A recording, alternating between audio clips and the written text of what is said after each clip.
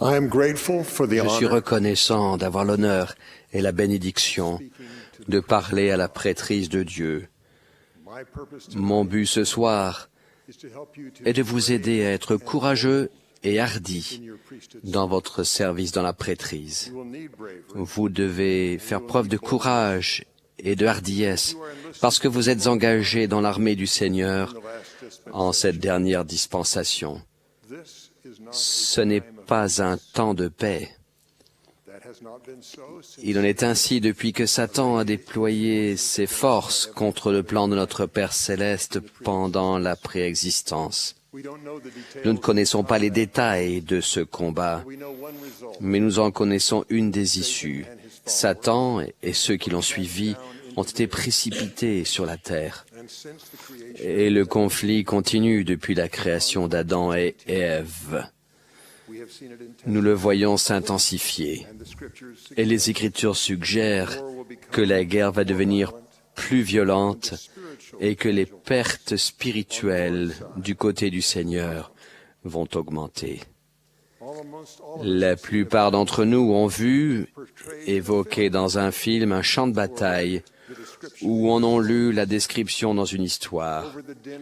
Par-dessus le vacarme des explosions et des cris des soldats, un cri surgit soudain. « Homme à terre !» Quand cet appel retentit, de fidèles soldats se dirigent vers lui. Un autre soldat ou un infirmier ignore le danger et va jusqu'à son camarade blessé. Et l'homme à terre sait qu'on lui porte secours. Quel que soit le risque, quelqu'un court en baissant la tête ou rampe pour protéger et porter secours à temps. C'est ainsi dans chaque groupe d'hommes rassemblés dans une mission difficile et dangereuse et déterminés à s'en acquitter, quel que soit le sacrifice requis. Les mémoires de ces groupes sont pleines d'histoires de ces hommes loyaux, déterminés à n'abandonner personne. En voici une tirée d'un compte-rendu officiel. En octobre 1993, pendant un combat en Somalie, 2 pilotes des Rangers de l'armée des États-Unis regardaient un échange de coups de feu depuis leur hélicoptère. Près d'eux, ils ont vu 2 autres hélicoptères touchés, tomber au sol. Les 2 Rangers, dans leur sécurité relative en hauteur, ont appris par radio qu'aucune force au sol n'était disponible pour porter secours aux équipages des hélicoptères abattus. Et un ennemi de plus en plus nombreux s'approchait des épaves. Les 2 hommes qui regardaient d'en haut se sont portés volontaires pour atterrir au sol, pour défendre leurs camarades gravement blessés. Ils ont employé les mots « s'interposer ». Leur demande a été refusée parce que la situation était trop dangereuse et que c'était critique d'atterrir. Ils ont demandé une seconde fois. La permission leur a été à nouveau refusée. Ce n'est qu'à la 3e demande qu'on les a autorisés à atterrir. Avec leurs seules armes personnelles, ils se sont ouverts un chemin jusqu'aux hélicoptères écrasés et leurs pilotes blessés. Alors que des ennemis convergeaient sur le lieu du crash, ils se sont déplacés au milieu d'un feu nourri d'armes légères. Ils ont sorti les blessés des épaves. Ils se sont placés dans un périmètre autour des blessés, se mettant eux-mêmes dans la position la plus dangereuse. Ils ont protégé leurs camarades jusqu'à ce que leurs munitions soient épuisées et qu'ils soient mortellement blessés. Leur bravoure et leur sacrifice ont sauvé la vie d'un pilote qui autrement aurait été perdu. Ils ont reçu à titre posthume la médaille d'honneur, plus haute décoration de leur nation pour courage face à un ennemi armé. La citation déclare que ce qu'ils ont fait allait bien au-delà de leur devoir de soldats. Mais je me demande si c'est ainsi qu'ils voyaient la chose quand ils couraient rejoindre les pilotes des hélicoptères abattus. Pour ces soldats loyaux, c'était un devoir de soutenir leurs compagnons d'armes à n'importe quel prix. Le courage d'agir et leur service désintéressé leur était inspiré par le sentiment d'être responsable de la vie, du bonheur et de la sécurité de leurs camarades. C'est sur ce sentiment d'être responsable d'autrui que repose le service fidèle de la prêtrise. Nos camarades sont blessés dans le conflit spirituel qui nous entoure. C'est le cas aussi des personnes que nous sommes appelés à servir et à protéger du mal. Les blessures spirituelles ne sont pas faciles à voir, sauf pour des yeux inspirés. Les évêques, les présidents de branche et les présidents de mission, assis devant leurs condisciples du Sauveur, peuvent voir les blessés et leurs blessures. C'est ce qui s'est produit il y a des années, à l'autre bout du monde. J'étais évêque et je me souviens qu'en regardant le visage et la posture d'un jeune homme de la prêtrise, j'ai eu une pensée si claire qu'elle m'a semblé audible. Il faut que je le voie, sans tarder. Il se passe quelque chose. Il a besoin d'aide. Je ne repoussais jamais ce genre d'impression car j'avais appris que celui qui est blessé par le péché le remarque rarement au début. Il semble que Satan injecte parfois quelque chose pour anesthésier la douleur spirituelle, tout en infligeant la blessure. Si rien n'est fait rapidement pour commencer le repentir, la blessure peut empirer et s'étendre. Par conséquent, en tant que détenteur de la prêtrise, responsable de la survie spirituelle de quelques enfants de Père Céleste, vous irez alors aider, sans attendre qu'on crie « Homme à terre ». Même un meilleur ami, ou d'autres dirigeants, ou les parents, n'ont peut-être pas vu ce que vous avez vu. Vous avez peut-être été le seul à voir entendu sous l'inspiration le cri d'alerte. Les autres vont peut-être penser, comme vous serez même vous-même tenté de le faire, peut-être que le problème qu'il a semblé voir n'est que l'effet de mon imagination. Qui suis-je pour juger les autres? Ce n'est pas ma responsabilité. Je vais le laisser tranquille jusqu'à ce qu'il demande de l'aide. Seul un juge en Israël autorisé a le pouvoir et la responsabilité de vérifier s'il y a une blessure grave, de l'explorer, puis, sous l'inspiration de Dieu, de prescrire le traitement nécessaire au commencement de la guérison. Cependant, vous êtes sous l'alliance d'aller vers les enfants spirituellement blessés de notre Père Céleste. Vous avez la responsabilité d'être assez courageux et assez hardi pour ne pas vous détourner. Je dois expliquer de mon mieux au moins deux choses. Premièrement, pourquoi avez-vous la responsabilité d'aller secourir votre ami blessé? Et deuxièmement, comment pouvez-vous vous acquitter de cette responsabilité? Premièrement, vous êtes sous une alliance qui vous a été clairement présentée, à savoir que quand vous avez accepté ce que Dieu vous a confié en recevant la prêtrise, vous avez accepté d'être responsable de tout ce que vous feriez ou manqueriez de faire pour le salut des autres, aussi difficile ou dangereux que cela puisse vous paraître. Il existe des exemples sans nombre de détenteurs de la prêtrise qui ont endossé cette grande responsabilité comme vous et moi le devons. Voici comment Jacob, dans le livre de Mormon, décrit sa responsabilité sacrée quand il a dû agir dans des circonstances difficiles pour apporter de l'aide. Il dit « Et maintenant, mes frères bien-aimés, moi Jacob, selon la responsabilité que j'ai vis-à-vis de Dieu, de magnifier mon ministère avec sérieux, et afin de débarrasser mes vêtements de vos péchés, je monte aujourd'hui dans le temple afin de vous annoncer la parole de Dieu. » Maintenant, vous pourriez rétorquer que Jacob était un prophète, et pas vous. Mais votre office dans la prêtrise, quel qu'il soit, vous donne l'obligation de fortifier les mains languissantes et d'affermir les genoux qui chancellent des gens qui vous entourent. Vous êtes le serviteur du Seigneur qui avait fait alliance de faire pour les autres, de votre mieux, ce que lui ferait. Les grandes possibilités et la responsabilité qui sont les vôtres sont décrites dans Ecclésiaste. 2 valent mieux qu'un, parce qu'ils retirent un bon salaire de leur travail. Car s'ils tombent, l'un relève son compagnon. Mais malheur à celui qui est seul et qui tombe, sans avoir un second pour le relever. D'après cela, vous allez comprendre les paroles vraies et profondes de Joseph Smith, History of the Church. Seuls les insensés font peu de cas de l'âme des hommes. Comme Jacob le croyait, le malheur d'un homme ou d'une femme qui est tombé devient la peine de celui qui aurait pu aider, mais ne l'a pas fait. Le bonheur des gens que vous êtes appelés à servir en tant que détenteurs de la prêtrise et le vôtre sont liés.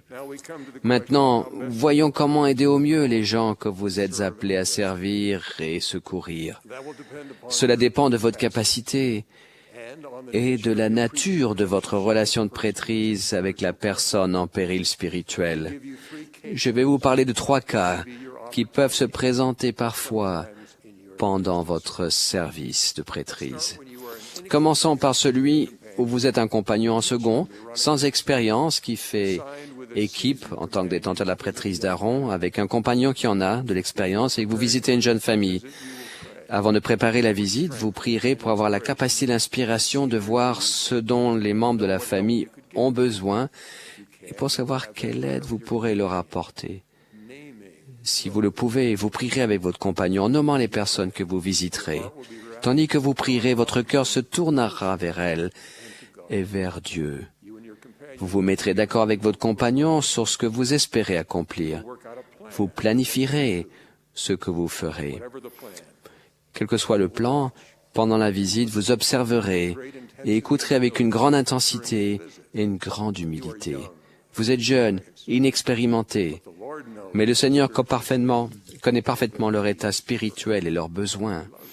Il les aime. Et parce que vous savez qu'il vous a envoyé pour agir pour lui, vous pouvez avoir foi que vous pouvez ressentir leurs besoins et ce que vous pouvez faire pour vous acquitter de votre devoir d'aider. Vous le sentirez quand vous leur parlerez face à face dans leur foyer. C'est la raison pour laquelle vous avez cette tâche de la prêtrise. Rendre visite à chaque membre, l'exhortant à prier à haute voix et en secret, et à remplir tous ses devoirs de famille. Puis vous avez une autre tâche qui demande un plus grand discernement encore. Le devoir de l'instructeur est de toujours veiller sur les membres de l'Église, d'être avec eux et de les fortifier, de veiller à ce qu'il n'y ait pas d'iniquité dans l'Église, ni de dureté réciproque, ni de mensonges, de calomnie ou de médisance, de veiller à ce que tous les membres se réunissent souvent et à ce que tous les membres fassent leur devoir. Votre compagnon et vous serez rarement inspirés pour en savoir en détail à quel point il répond à ce critère. Mais je peux vous promettre, par expérience, que vous recevrez le don de savoir ce qui est bon pour eux. Et avec cela, vous serez en mesure de les encourager. Je peux vous faire une autre promesse. Votre compagnon et vous serez inspirés pour savoir quels changements les gens pourraient faire pour commencer la guérison spirituelle dont ils ont besoin. Les paroles que vous serez amenés à leur dire indiqueront presque certainement les changements que le Seigneur voudrait qu'ils fassent. Si votre compagnon ressent qu'il faut les exhorter à changer, observez ce qu'il fait. Vous serez probablement surpris de la façon dont l'Esprit guide ses paroles. Il y aura le son de l'amour dans sa voix. Il trouvera un moyen de faire le lien entre un changement nécessaire et une bénédiction qui en découlera. Si un des parents, si c'est le père qui a besoin de changer, il lui montrera comment cela peut apporter le bonheur à ses enfants. Il lui montrera que changer, c'est abandonner le malheur pour un endroit meilleur et plus sûr. Votre contribution pendant la visite pourra vous paraître négligeable, mais il pourra avoir plus d'effet que vous ne le croiriez possible. Vous montrerez par votre visage et votre attitude, par exemple, que vous vous souciez d'eux. Ils verront que votre amour pour eux et pour le Seigneur vous ôte toute peur, et vous serez assez hardi pour rendre témoignage de la vérité. Votre témoignage humble et simple, bref, pourra toucher le cœur de quelqu'un plus facilement que le témoignage de votre compagnon expérimenté. Je l'ai vu se produire. Quel que soit votre rôle dans cette visite, votre désir d'aller leur proposer l'aide du Seigneur vous apportera au moins 2 bénédictions. D'abord, vous ressentirez l'amour de Dieu pour les gens à qui vous rendez visite. Ensuite, vous sentirez la reconnaissance du Sauveur pour votre désir d'aller apporter son aide dont il savait qu'ils avaient besoin. Il vous a envoyé vers eux parce qu'il savait que vous iriez en vous sentant responsable de les exhorter à aller vers lui et vers le bonheur. Quand vous serez un peu plus âgé, peut-être pendant votre adolescence, une autre occasion se présentera pendant votre service de la prêtrise. Vous aurez appris à bien connaître vos frères du collège. Vous aurez peut-être joué au basket ou au football et fait d'autres activités de jeunes. Vous serez devenus très amis avec certains d'entre eux. Vous aurez appris à remarquer s'ils sont heureux ou malheureux. Aucun de vous n'aura peut-être de position d'autorité dans le collège, mais vous vous sentirez responsable de votre frère dans la prêtrise. Il pourra vous confier qu'il commence à enfreindre un commandement, et vous saurez que ça lui fera du mal spirituellement. Il pourra vous demander conseil, parce qu'il vous fait confiance. Je peux vous dire par expérience que si vous pouvez trouver comment l'inciter à sortir d'un sentier dangereux, vous n'oublierez jamais la joie que vous éprouverez d'avoir été son véritable ami. Si vous n'y parvenez pas, je vous promets que quand il sera dans la tristesse et le chagrin, et cela se produira, vous ressentirez sa douleur, comme si elle était la vôtre. Pourtant, si vous aurez essayé de l'aider, vous serez toujours son ami.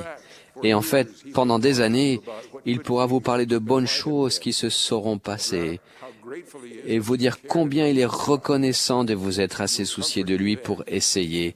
Alors vous le consolerez, vous l'inviterez de nouveau, comme vous l'aurez fait pendant votre jeunesse, à retourner au bonheur que l'expiation peut toujours lui apporter. Plus tard, vous serez père détenteur de la prêtrise. Ce que vous aurez appris dans votre service dans la prêtrise en aidant les autres à passer de la tristesse au bonheur vous donnera le pouvoir que vous désirerez et dont vous aurez besoin. Les années passées à être responsable de l'âme des hommes vous prépareront à aider et à protéger votre famille que vous aimerez plus que vous ne pouvez l'imaginer dans votre jeunesse. Vous saurez comment conduire vos êtres chers en lieu sûr avec le pouvoir de la prêtrise. Ma prière est que vous ayez de la joie à servir dans la prêtrise tout au long de votre vie et pour toujours. Je prie pour que vous acquériez du courage et l'amour pour les enfants de notre Père Céleste qui amena les fils de Mosia à supplier pour avoir la chance d'affronter le danger et la mort pour rapporter l'Évangile à un peuple endurci. Leur volonté, leur courage leur sont venus du fait qu'ils se sont sentis responsables du bonheur éternel d'étrangers en danger de subir un tourment éternel. Puissions-nous avoir une part du désir qu'avait Jéhovah quand, dans le monde précédent le nôtre, il a demandé à quitter les royaumes de gloire pour nous servir et donner sa vie pour nous. Il a demandé à son Père, « Envoie-moi. » Je témoigne que vous avez été appelé de Dieu et que vous avez été envoyé pour servir ses enfants. Il veut que personne ne soit abandonné derrière. Le président Monson détient toutes les clés de la prêtrise pour toute la terre. Dieu vous donnera la force et l'inspiration nécessaires pour remplir votre tâche d'aider ses enfants à trouver le chemin du bonheur rendu possible par l'expiation de Jésus-Christ. Je vous en témoigne. Au nom sacré de Jésus-Christ. Amen.